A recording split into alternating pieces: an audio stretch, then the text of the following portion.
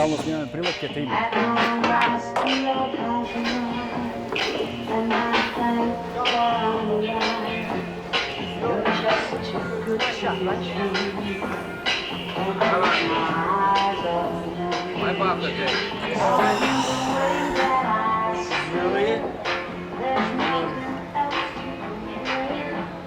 Here I go.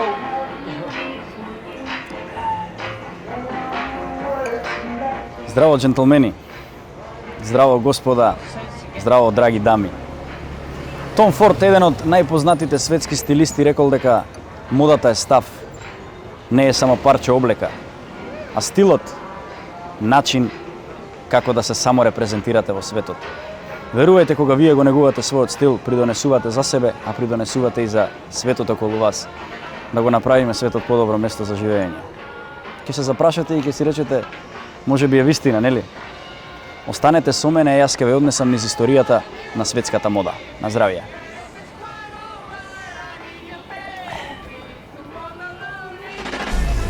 Значи, човекот е создаден, самиот кој ќе го видите, човекот како е создаден со нозе, раце, екстремитети, е направен да се движи. Што повеќе, движете се. Сега е времето убаво.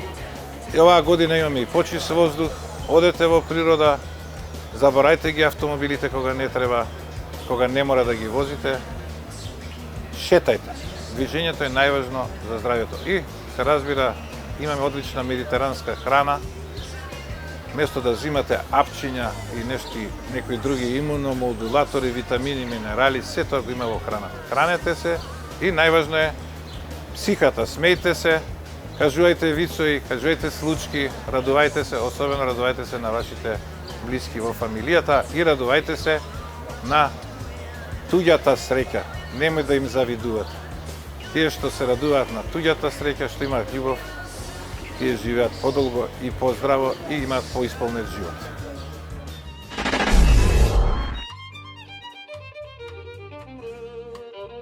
Во една или во друга форма, машкото кроење постоело уште многу одамна. Сепак, модерната идеја за кроењето се точните мерки, високо квалитетните материјали и нормално, перфектно дизајниран костум. Доколку сакате да бидете господин кој сака да биде дел од златната ера, джентлменската традиција, тогаш убаво би било да дознаеме нешто повеќе околу машките костуми по мерка.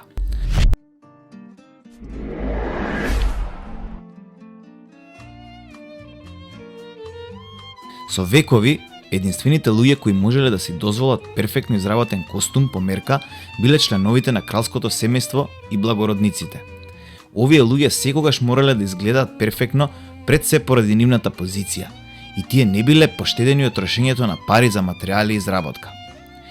Предок на современиот костум ни доаѓа стилот на членовите на кралското семејство на Англија и Франција во 1600 година. Од перфектно скроени панталони, капути па се до елеци. Индустриската револуција во голема мера почнала да се проширува и кај средната класа, а со тоа custom-made костумите станале достапни за повеќе луѓе. Едноставните и практични костуми полека станувале се поважни за разлика од претходните раскошни.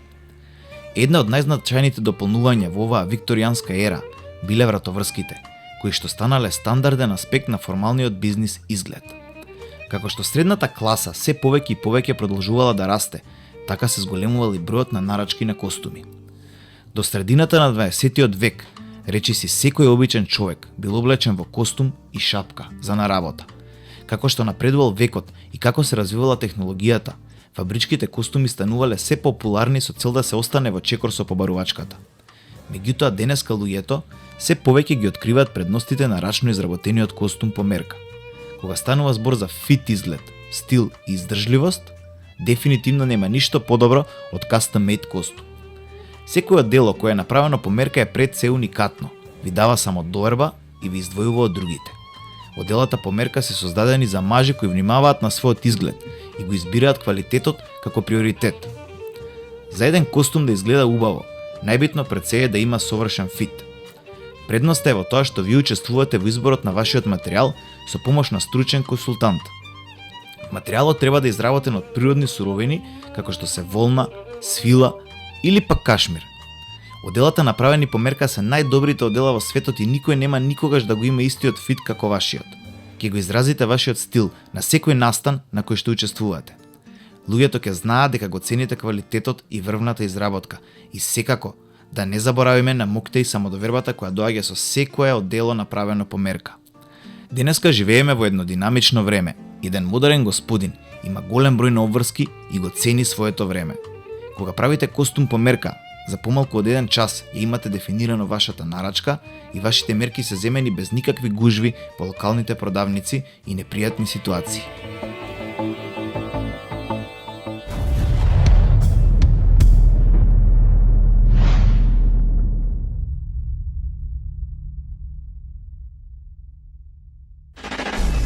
Значи видовме како тоа се правело во светот, како се правело низ историјата, како светот ја диктирал модата, како тоа се правело во Македонија и во Скопје, а верувајте ми и се уште се прави. Моментално сум кај еден најдобар од најдобрите, капо ди тути капи во оваа индустрија, маестро Борче. Моето почитување, маестро. И моето почитување. Како сте? Добро и како сте? Баш ми е драго. Супер сум да ти кажам право, и се чувствувам комотно од како дојдов тука. Имам едно дело, знам дека е добро, но се надевам дека со твоја помош ќе добиам едно уште подобро. Јас се надевам дека ќе биде Да. така. Што е најважно при бирање на одело? Кои се неколку основни правила што треба да ги знае секој џентлмен и господин кој што треба да одбере добро одело?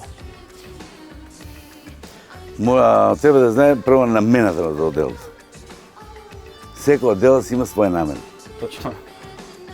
Дали е свадба, дали е венчак, дали е крштарка, дали нормално дело, секојдневно дело. Секој штоп, секој боја си има своја намена. Значи се си игра своја улога сега. Секој штоп, секој боја си има своја улога. Да кажеме знам. ова што го носам јас за каква намена е пример? Ова е баш за секојдневна намена. Кежуал одело. Кежуал дело, да. Секој сиво е кежуал дело. Секој браун е кежуал дело. Секој друга боја кароа е кежуал дело. Црно и тегет е вечно дело. Јасно, јасно, јасно. Тоа е нормално. Или се опасно време луѓето малку бе потешки сега. Свадби ова тоа. Смоки си прават луѓето. Мене ми е драго што е така. Навистина. Да. Мене ми е драго што е така. И тоа Јас, значи, ги моля години сум ги молел, дајте луѓе. Секој има нормално дело. Секој човек има нормално, кој доне свадба, нели? да. Али ти си тој и невестата што треба да бидете најнај.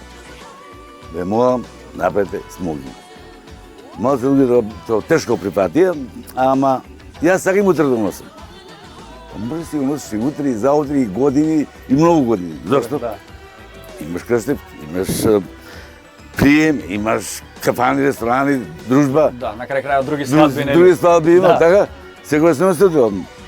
Фала Богу, еве години, може да кажем 10-15 години, го прифати тоа и многу ме драго. Да, и треба да имаш смелост за да прифатиш таков чекор, нели? Па, а зошто не прифатиш? Па затоа викам. Еднаш во животот ти го правиш тоа, така? Така е, јасно. Тоа е твој момент. Некои по 2-3 пати го прават, ама добро. Не би требало така. Се согласуваш ли со мене дека нема втор пат за прв печаток, дека првиот впечаток е најважен? Најважно. И заради Да. тоа треба да се има нели печатливо одело. Да, најважно. Првиот печаток е најважно. Јас лично сакам и љубам одела, да, но еве како кажувате вие, тогаш млади шетат по корзото терани сите со шешири, со манири да ти каже добро вечер, да ти Невидено било, било мене драго тоа да ги гледам луѓе. А тие било се до генерација родени 49 до 50, 51, 52, 53 и не знам до 60. Што беа стварно даси. Джентлмени управила збор на смислот джентлмени. Да, дефинитивно. Значи знаат дека че фино кога твоето значи ме штрафта и црно и не знам и какви, али обвезно машни крват. И овој кондри до терно, тоа што треба. И цигар. Да. Тоа е да. Баш како што диктирала некојаш англиската Да. мода, ете и тука го имало. Може да биде секој што дека како што треба и на ниво. Може касно ден, два, три, ај се карикирам ден, два, три. Али овде луѓето секој знае да се носат. И се носат. Затоа сега ќе те замолам да отидеме во другото место за да видиме каков џентлмен ќе ме направиш ти во твоето одење. Најдобар џентлмен во Скопје. Одлично. Ајде, Тоа ќе ти видиме. гарантирам. Еве сме маестро во твоето стваралиште на магија, да кажем, каде што се создава магијата и овде ќе ги видиме сите твои магични потези што ти ги правиш. ти ми даде некаков урнек, можам да го наречам народски, така? Да. Така да сега ќе те чекам ти да ме прашуваш и да видиме што од ова може да излезе и како ние ова ќе го направиме да личи джентлменски и да видиме јас оној вистинскиот. Со задоволство. Може да почнеме? Можеме да почнеме. Сега, Жане, јас ќе те прашам дали сакаш 2 штица, 2 копчиња, дали сакаш да биде поотворено палтото, дали сакаш широк ревер, тесен ревер. Па вака сега, според тоа јас што го имам кај мене во главата, сакам да е струкирано, Добро? со пошироки ревери да кажеме Добро. и со 2 копчиња. Може ли тоа да се Може, прави? може. А на таа комбинација може ли да се направи и елече да е Може, тродално? може на тродално. Рече, може би речето дворено, може би едноредно. Дворедно. Дворено, ќе биде бреме со 6 копчиња, големи копчиња, тоа да биде се да Како бидеш што се правен носи- джентлмен. Како што се носи редот. Да бидеш правен джентлмен. Како што се да. носи редот, дефинитивно. Се јас ќе си бележам, пошто мора Да, бележи си ти, а јас ќе те прашувам Јас, да. други работи. Само ти Само кажи. може да се сврдеш малце, Одлично. да видам јас позади да го структирам, да го дотрам, да биде како треба, Супер. да видам каква е ситуација. А кој е според вас, мајстро, некој од најголемите джентлмени што вие сте имале прилика да го облечете? Се говориме за Македонија или за Воопшто, воопшто. Кој за вас е еден од најголемите? еден голем човек, се наоѓа во Германија. Тоа беше меѓу така има на 7-80 години, кој знаеше да се облече, да се дотера, како да изгледа, како да биде реверот, како да биде джепот, на која висина джеп, ги знае сите детали на палтото. И човекот кој ќе го облечеше, знаеше како да носи. Тебе да имаш држање, да носиш палто, ти треба палто да го носиш, а не палто тебе. Така е. И ме радува, дај Боже да има само такво нешто. Да ги гледам луѓе да облечени до тебе да се радувам. Да, Да се радувам. начин на живот, дефинитивно. Да. Затоа личен живот, живот е тоа. Да. Не е тоа мала работа. Како мала работа. Да. Живот е тоа. Цела школа е за тоа како се носат одела Да. и сите тие. Имаме сили ние на кај нас, животот, имаме луѓе кои што знаат да носат. И да се надеваме дека ќе се пренесе и на идните генерации. Имаме луѓе. Колку е важно оделото по мерка? Значи да не купуваме онака од одам во продавница и дајте ми бројката. Колку е важно да си го сошиеш оделото по мерка? Многу е важно. Сите организми тела не се исти. Имаш луѓе со големи гради, со голема плешка, а нема стомак. Да. Мајсторијата во тоа. Ти кажем една историја која бев на еден надпревар со некои многу големи креатори и се договорим вака. А таму стојат, ќе ги видиш после. Јас им рекол, да ми скроете од палто со човек со големи гради, набилдан и со големи плешки, да видим како ќе ми стои. Мајстро, нема проблеми. Ајде, го скроете ми палтото, ајде викам сега да го пробаме. Јас ги прашам, господа мајстори, реверот треба да стои у оваа положба, ама човекот има гради. Не, ќе коригираме овде. Не. Палто не би е скроено како треба. Како не би е скроено палто. Тоа ви гарантирам. Ајде ќе го поправиме, сепак ќе видим после. Пак исто. Значи, ако има гради човекот, треба да му стои палто вака. А не да му стои палто вака. Точно, точно. Така? Да. Тоа е мастерија. Да. Јас си покажам на тие луѓе. Јас да ги ви кажам како треба да стои палтото на човек, набилдан, со голема плешка, со големи гради. Ајде, јас го скром палтото. Го скрои палтото. Погледате, пробајте. Народски кажано заспа. Не заспа, него си легна на градата. На градата си легна и палтото да ти ме да гледаш. Ајде, ти луѓе многу ги сакам. Набилдан човек. Да, да. Го стегне палто, овој за палто, стегне Како човек, не? нема стомак. Да. Мајсторијата е тоа. Да го направиш баш кога ќе речат за тебе е правено. Да, за мене е правено. Така е. Што мислиш, мајстро, имам ли јас тело за одела или немам Имаш, тело за одела? Имаш. Имаш супер гради, супер пешка, имаш. Ќе направиме ли од мене Ќе джентлмен? направам не червен, супер червен. И тоа ви гарантирам. Многу ми е драго што си подруживме и што си помуабетивме. Кога ќе биде готово делото, ние со задоволство ќе го презентираме од маестро Борче. Исто мене ми е драго и што дојдовте и ќе ми направам прав джентлмен. Ти благодарам. Да сте Молим, живи и да здрави и сте се живи и гледаме здрави. во наредна прилика. Сигурно. Ти благодарам. Баш ми е драго.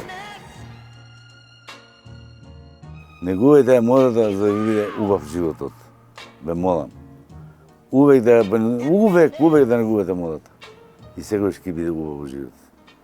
А за тоа може да посетите маестро Борче, тоа ќе ви следи. Да бидете изгледате многу убави.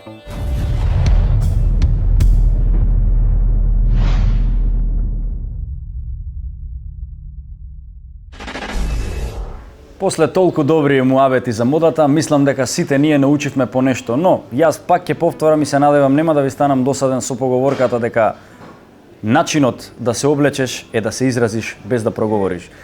Затоа, драги мои, внимавајте што носите на себе. Денес со мене имам еден гостин кој што многу често го гледаме на телевизија, поготово откако тргна оваа цела COVID-19 пандемија. Човекот не советува и човекот прави се за да ни помогне ние успешно да ја победиме таа битка, но денес доктор Пановски не е со мене за тоа. Ќе ви го представам во едно поинакво светло. Навистина ми е чест што имам можност да разговарам со вас, тет-а-тет, докторе. Како сте? Добро, одлично. Благодарам на поканата. Пријатна атмосфера. Да. Така да се надевам ќе поминеме лежерно. Да, па сепак ова е една емисија, нели, Джентлмен магазин, се изборуваме за опуштени джентлменски теми. Така. Пред се, кога имам ваков джентлмен спроти мене, не може муабетот да не оди во позитивен тек. Сега да ве прашам, ете, само малку околу тоа, па после ќе продолжиме. Дали мислите дека со цела оваа пандемија што се случи, луѓето ја научија пораката? Па да, повеќето ја научија пораката да се вратат на природата, да не трчаат по пари, да сватат колку е јавното здравје, тоа веќе важи за политиките, значајно здравиот начин на живот Да. и на некој начин се виде кој е што со пандемија. Видовме навистина хумани луѓе, пожртувани луѓе што се дадоа себе си, меѓутоа видовме и профитери, ширачи на лажни вести, луѓе кои не се докажале во животот, па сега мислеа дека е време да со своите лаги дека нешто ќе направат и така натаму. Така да тоа е тоа. Да. Секој случај не ни требаше да се појави, меѓутоа секој е зло за добро. Веројатно некој поуки ќе се извлечат. Еве ја од мој аспект можам да кажам, се радам што луѓето почна да излегуваат повеќе надвор, да возат велосипеди, почна да се дружат на отворено, на пољани, а не во затворени простори и видео дека и тоа е убавината на животот. И од мој гледен аспект можам да кажам дека луѓето со оваа пандемија единствено позитивно гледиште моје на целото е дека се вратија кон тоа есенцијалното, тоест кон природата, дека се е од природата и само таму можеме да го најдеме здравието. Но, ете, ќе видиме колку тоа ќе остане и понатаму. Професор, доктор, вашите титули говорат многу за вас. Тежок ли беше патот до овие титули?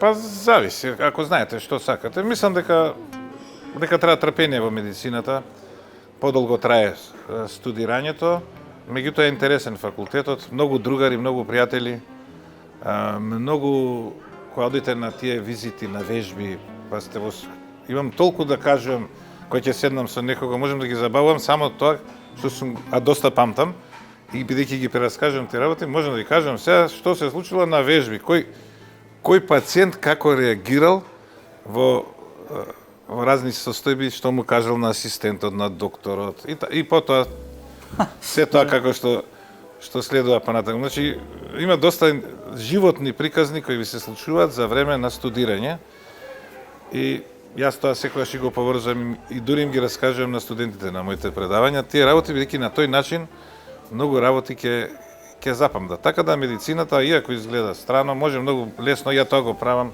колку што можам да се поврзе со секојдневниот живот, со некои случаи што биле, како што ќе биде во иднина за помладите кои ќе предаваат оваа пандемија, како што јас ја користам, да речеме, епидемијата од вариола вера.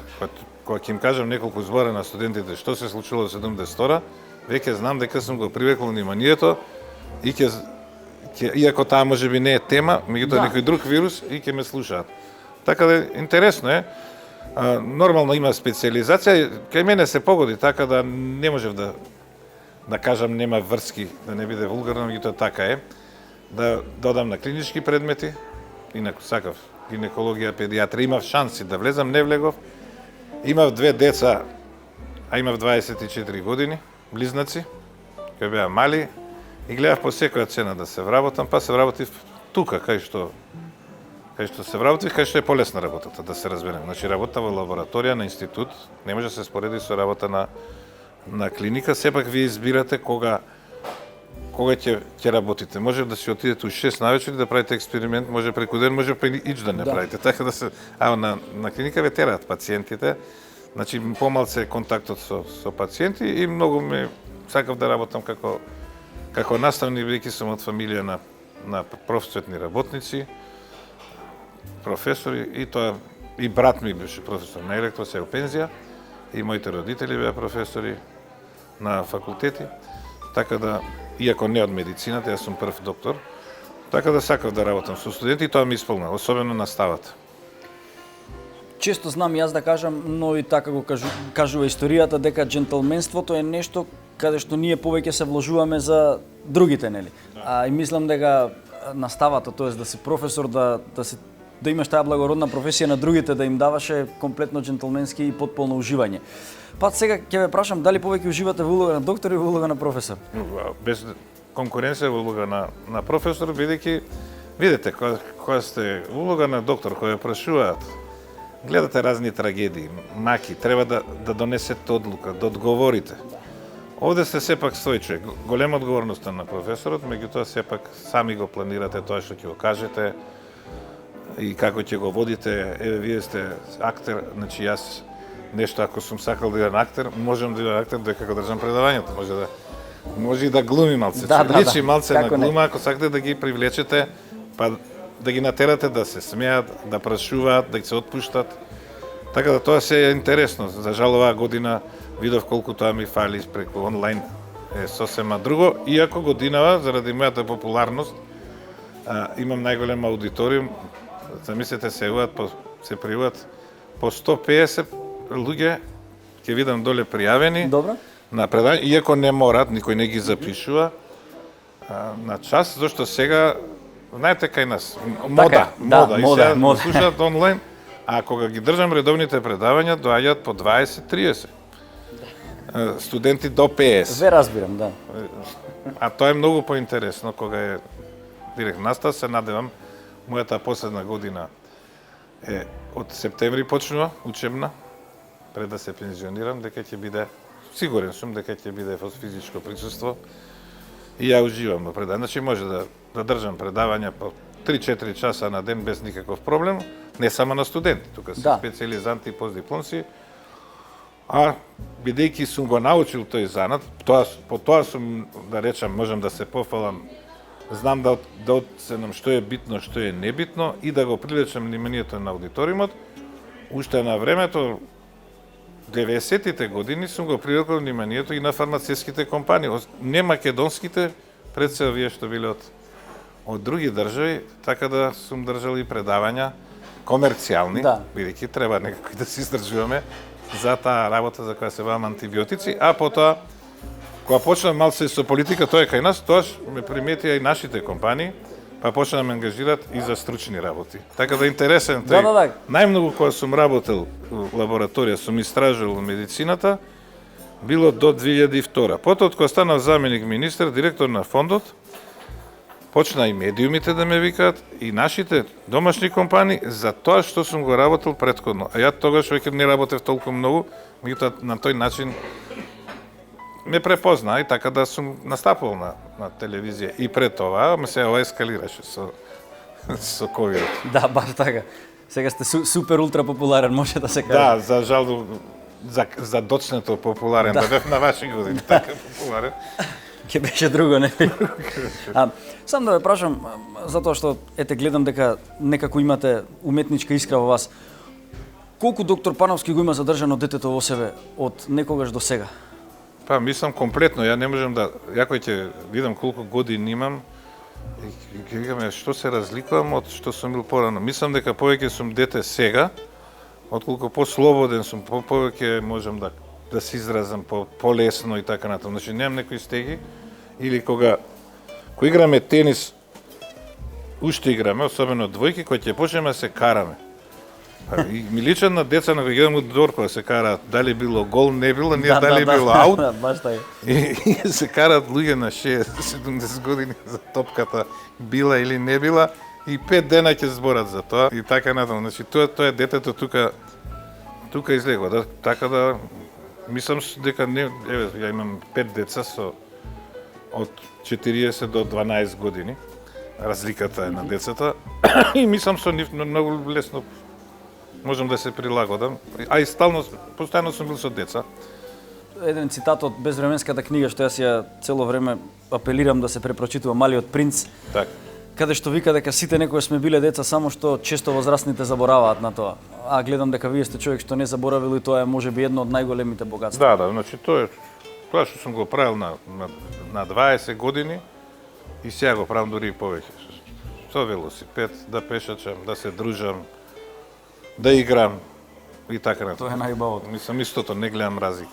А имате ли нешто што ве прави особено горд? Фамилијата, семејството. Да. Значи ќе останам 5 деца, внуци и така натаму. Тоа е, мислам, една работа. Друго, во професијава, па може да кажам дека тоа што сум, еве, веќе од 83-та сум специјалист, сум остел доста во професијата. Редовен професор сум веќе скоро 20 години. Редовен професор. Иначе, наставник сум од 91-ва. Значи, сега веќе 30 години, од кога сум бил доцент, до сега 30 години, пред кога 10 години сум бил асистент, така да тоа е тоа што сум го остел во професија. Сум можел и многу повеќе, меѓутоа, друго што сум, мислам дека сум заслужен вака и сум горд што сум делувал на зближување на балканските народи. Значи, основач сум на еден од основачите на Балканско здружение на микробиолози и на доктори кои играат тенис. Тоа не го Тоа знам. имат 30 и нешто првенства на доктори од Балканот кои играат тенис и јас сум сега за жал највозрастниот член, доста си замина, некои веќе не се активни, кај што 30 и нешто првенства, од кои 5 првенства балкански се организирани во Македонија, и да е така во другите дејности и струки да се случува, полесно ќе пројдеше држава, повеќе луѓе ќе не знаат, значи тука гледаме дека ние фактички и со грците и со бугарите малку се знаеме. Кога ќе се видиме како се знаеме, кај нив ова што се случува со Бугарија, кај докторите, колеги, они викаат ова е, они не може тоа да го разберат што се случува. Така да покрај тоа сум играл и тенис на првенства, државни првенства, не само балкански за доктори. Сум бил и државен првак во тенис и во поединечно, а особено веќе играм со лева рака и неколку пати во двојки. Се уште во двојки со конкурентен. И се уште сте активен играч, нели? Да, меѓутоа не се такмичам поединечно над 50 години, бидејќи веќе помлади има. Меѓутоа кога бев 50 до 55, тогаш бев меѓу првите или прв на ранглистата во Македонија, а претходно пред да наполнам 50 имам негде до второ место полуфинале, меѓутоа овде имам и освоено 2-3 титули. А во двојки повеќе титули и уште сум конкурентен во двојки, можам да играм со помлади. Мислам, бидејќи помалце. Така, тоа е сега, што да кажам, горд. Полна ми е куќата со. Па тоа е убаво, тоа е богатство. Друга работа со која се занимавам, што правам е велосипедот, значи го возам цело време, проаѓам по 6-7 километри, имам некои тури 100 и нешто километри направено, да речеме Скопје до Иран и така, тие се така. Возите се уште активно? Да, возам. Да речеме, можам сега да го свртаме летово, да го свртам Охридско езеро. Браво. Има качење се, меѓутоа можам, без проблем. Мислам, без проблем. 6-7 сата полека. Така. Не како порано, тоа е искуство, нели? Да. Инаку сум цело време на велосипед и горд сум, ако ме прашате, што на работа, еве 40 години сум скоро на работа, да не зборам со студент, тоа време и повеќе. Едно паркинг место сум отстапил на други и тони штетен отпад што би се ставил од гасови, со тие одења на работа и било каде, сум заштедил. Кога сите, ја тоа им кажем на студенти, кога сите вака би правиле, тие што се здрави и што можат, надвор како би било времето, природата, славичиња би пееле, а не загаден. Поготово со ковидот многу луѓе се почувствува во комфорт зона дека не треба да излегуваат и да се дружат со луѓе. Така вика медицината и мене ми одговара, што е поразителен факт. Апсолутно. И пораката остани дома. Јас никогаш не ја сакав. Мојата порака било излези надвор. Во шума. Кога ги затворија кафаните натре, имаше ефект. Нормално. Кога можеше. Да. Само можеше и претходно со тешки проблеми на економијата и протести. Меѓутоа надвор не се шири, мислам, факт е и лани летото и не се шири така експлозивно, друго е. И така натаму да паролата моја секојаш била излези надвор, се разбира без да се носи маска кај што не треба. Еве фала Богу и тоа се укина. Али заради таа глупа мерка многу луѓе почна да водат велосипед. Да. Неки полицијата на велосипед не им бараше маска. Значи, ако ќе треба да одам на работа 2 километра, порано сум одел пешки. Сега ни на крај памет не ми паѓа да мислам дали ќе носам маска. Велосипедот по секоја цена. Иако викам 2 километра е кратко за велосипед, зашто малце да не препешачам. И те тера да тоа е. Но ете, секој е зло за добро. Инаку горд сум за оваа година што успеав да издржам, да одговорам на сите медиуми, да давам совети, да она што мислам дека сум посебен, да знам да дам совет да ме разберат граѓаните, битно од небитно, а и што сакам да го работам, да издржам на сите да им одговорам. И во есенскиот бран, и особено во пролетниот преку Facebook прашања по стотици, прашања да го посветам целото време слободно на тоа. И тоа го правев повторно надвор, на отворено негде, на некоја клупа, скријат некоја пољана и така натаму. Едно прашање кое што јас лично ви го поставувам сега вас, пошто мене ме интересира. Дали мислите дека ќе има трет бран од септември или нема шанс? Па ја мислам дека ќе нема втор бран, па имаше, така да едина работа што сгрешив, а сите вика дека сум прогнозирал, дури на времето пред третиот бран доле има вложувалница, вика доктор, абе пополни ти се погоди вика за спортски. Вториот бран не го очекував дека ќе биде толку силен, така да сите аргументи одат да нема трет бран. Разлика е што сме бар кај нас во Македонија. Многу луѓе прележаа, многу луѓе асимптоматски, се гледа дека не се шири сега. Меѓутоа некој мутиран сој да дојде на кој ни вакцините, ни прележаните нема да штитат, мислам дека е претерано толку брзо. Тоа ја мислам може да дојде по 15 години. Да. Така да не очекувам трет бран, очекувам да биде зголемен бројот како за секоја друга болест зимно време. Меѓутоа не да паѓаме несес и да имаме многу случаи, како 30.000 за грип, а вакцината и прележаноста што има примери веќе дури таму кај што со кинеска вакцина се вакцинирале, да полесно поминува, да нема смртни случаи. Тоа е најважно. Сега дали 3 дена нема дојде на работа човекот и да не се плашат луѓето кои ќе видат дека нема смртност, нема хоспитализација. Како што беше случај до сега, нели? Да. Додека уживаме со чаша добро винце, докторе, би сакал да ве прашам нешто што ги прашувам сите гости. Што за вас представува поимот джентлмен? Па што викаше мајка ми со еден збор, ако мора да кажам, господин човек. Човек што владее со својата личност, меѓутоа владее и со средината и знае да се вклопи во секоја средина. Инаку како мал джентлмен, нели нежен човек, иако сепак нешто ме возело на таа Британија, на англичанец, на човек, добро дотеран човек што носи луле, што има манири и така натаму, или како што чув некој виц што ме насмеа, кога ќе одите во ресторан, облечете се убаво, вика, ако се испијаните, ако сте лошо облечени, кои ќе ве изнесуваат од кафана, ќе речат видеа свињава како се напија. Ако сте убаво облечени, ќе кажат госпинот вечера малце повеќе испил. Да. Тоа е, мислам, разликата. Баш. Инаку джентлмен може да биде човек и што не мора да е дотеран, што не мора да баш до толку доди на тоа што носи, какви манири има, го носи во себе тоа љубов према другите, љубов према животот, особено према жените, према послабите, према децата и знае секогаш да помогне. И повеќе му личи на джентлменот да пие вино отколку пиво, Да. Дека не се Уживате ли во чаша добро винце? Да, апсолутно. Мислам, виното е нешто... Виното е европска вредност, нешто што е пронајдено во Европа и навистина, ако одите по тие вински визби и историјатот, секако одиграла своја улога. Виното е еден европски квалитет. Поврзано и со религија, и со историја, и со се. Е имало винарска визба, минатата емисија имавме прилог за тоа, не знаев навистина, што е долга 200 километри. Значи малте на колку нашата Македонија винарска визба и се оди со кола внатре, те шетаат и така натаму, така да навистина е една посебна култура. Такви приказни сум слушнал за преку виното, за како е произведено и се друго, да може историјата да научите преку виното. И навистина е тоа голем квалитет, човек што има време може да ужива. Джентълменството исто го подразбираме и како готвење некогаш. Дали можеби вие сакате да готвите како што сте вешт во медицината, дали сте вешти во готвењето? Па посебно не. Мислам, интересно е некогаш, меѓутоа да правиме експерименти. Не, инаку убаво сам кој ќе се изготвиш, посладко е да го јадеш и дури може и нема толку да јадеш колку ако го купиш. Во секој случај бидејќи сопругата е одсатна во работните денови, на секогаш во неделите прави ручек.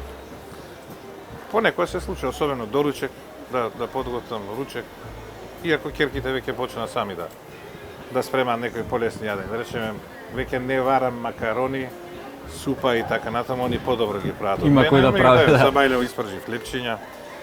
Оние готови компири, ќе ги ставам у зејтин, ќе испржам нешто со некој месо. Така да еднаш до два пати неделно правам јас ручек, а секој ден скоро ги спремам салатите, за тоа сум. Да, за сецкање. За сецкањето, Да. да го правам, бидејќи тоа не може да го купиме готово. Мислам, може да го купиме, ама не се исплати. По секој случај Така да, кога збориме за здраво тело и здрав дух, е порака да престанат по ковидо да пијат некои метали, цинкови, селени, магнезиуми, витамини и не знам што друго, бидејќи бар летно време сега здрава храна има. Мислам, се има во зеленчук, овоше, нека према тоа зеленчук, овоше што повеќе, а потоа и се друго, навистина не треба, јас, еве, да до мене да е за витамини и тие, не знам, средства за појачување на имунитет, да се сите како мене, фармацевската, јас сум против и антибиотици кои не треба, ќе пропаднат. Да. А еве, здрав сум, ништо не ми фали, така да мислам дека се претерува со тоа. Успехот е можеби во умереноста на добрата чашка вино. Да, Да не се лаже. така е. Докторе, ви благодарам што бевте со мене, што ми дадовте вакви убави джентлменски совети. Пред се си направивме, јас секогаш љубам да кажам, народски муавет, затоа што добро воспитаниот човек е човек од народот и пред се тоа е добра подкованост за да се биде джентлмен. Ви благодарам, да наздравиме. Благодарам. Ше еднаш пријатно ми беше. Многумина забораваат да водат грижа за себе си, а уште помалку да водат грижа за околината околу себе. Бидете джентлмени, водете грижа за себе и не заборавајте онаа старата: во здраво тело, здрав дух. Се гледаме наредна недела.